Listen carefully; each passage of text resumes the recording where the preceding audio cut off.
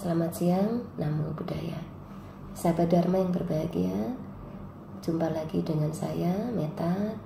Di sini kita akan sharing Dharma ya terkait dengan pertanyaan kenapa sih Bu kita sudah banyak berbuat baik, tetapi masih saja disalahkan, masih saja tak dianggap, masih saja diremehkan, masih saja banyak kesedihan yang harus saya alami.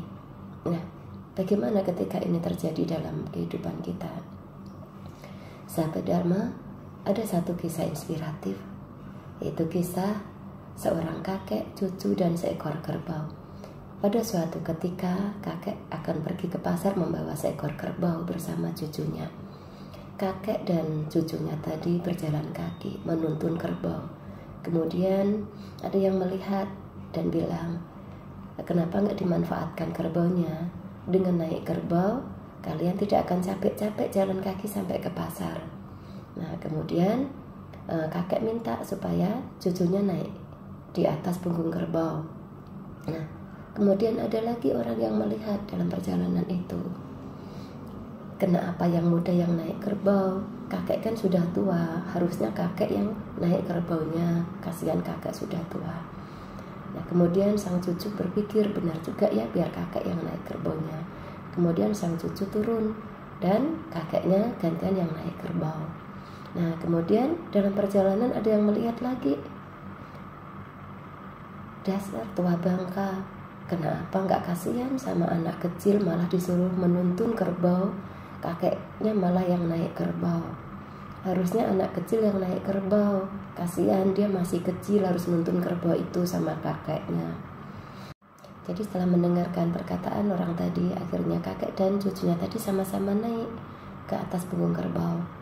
Nah, dalam perjalanan selanjutnya ada yang melihat, aduh kasihan sekali kerbaunya, dinaikin 2 orang, kerbaunya sudah nampak lelah.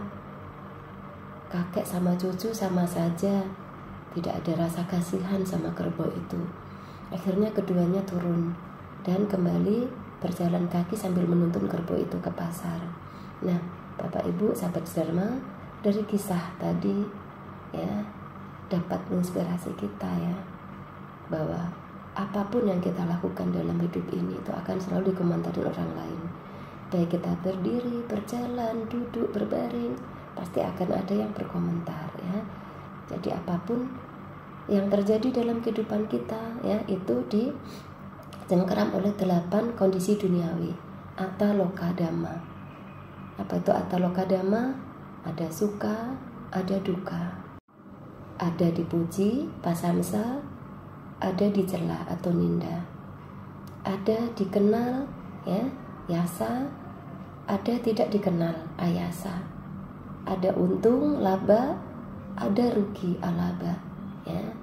Jadi selama kita hidup di dunia ini akan selalu ada 8 kondisi duniawi itu.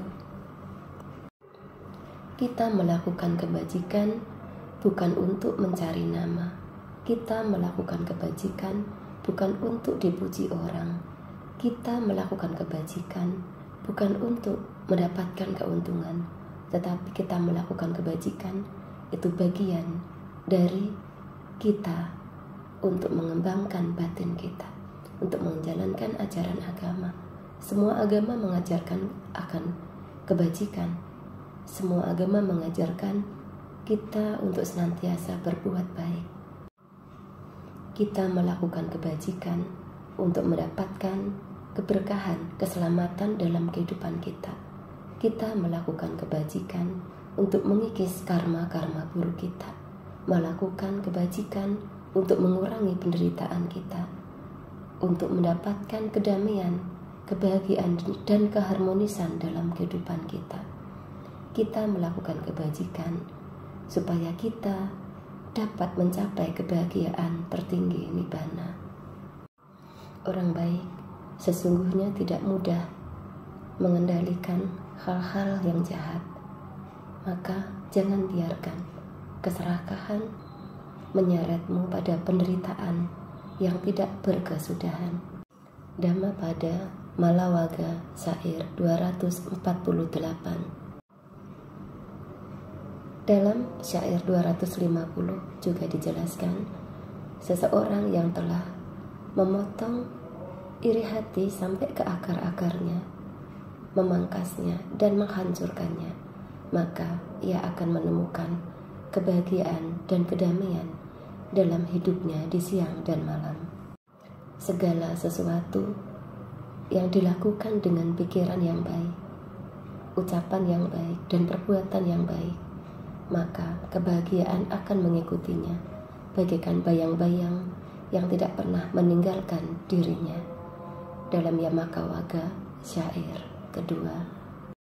Dalam Papawaga syair 122, Buddha memberikan nasihat, jangan remehkan kebajikan walaupun itu kecil, dengan berkata, ini tidak akan bermanfaat apa-apa bagiku.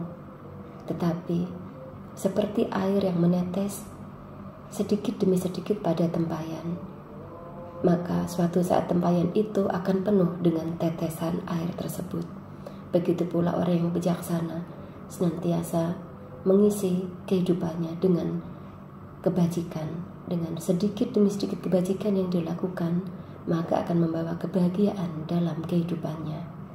Bapak, Ibu, dan sahabat sedharma, mari kita sama-sama semangat dalam melakukan kebajikan tanpa kita berpikir dinilai orang lain, tetapi lakukan kebajikan itu dengan tulus ikhlas, dengan niat yang positif, maka kebahagiaan akan senantiasa mengikuti kita. Inti ajaran Buddha dalam Dhammapada syair 180 juga, tidak berbuat jahat, perbanyaklah melakukan perbuatan baik, sucikan hati dan pikiran. Inilah inti ajaran Buddha. Kesabaran adalah praktek dharma yang paling tinggi. Nibbana-lah yang tertinggi. Mari kita sama-sama semangat menjalankan ajaran Buddha untuk membebaskan diri kita dari penderitaan, untuk mengikis kekotoran batin kita dari kebencian, keserakahan, iri hati, dendam, dan mari kita sama-sama kembangkan kebijaksanaan. Semoga kita semuanya terbebas dari penderitaan dan kita dapat mencapai kebahagiaan tertinggi Nibbana. Semoga semua makhluk hidup bahagia. Sadu, sadu, sadu. Namo Buddhaya.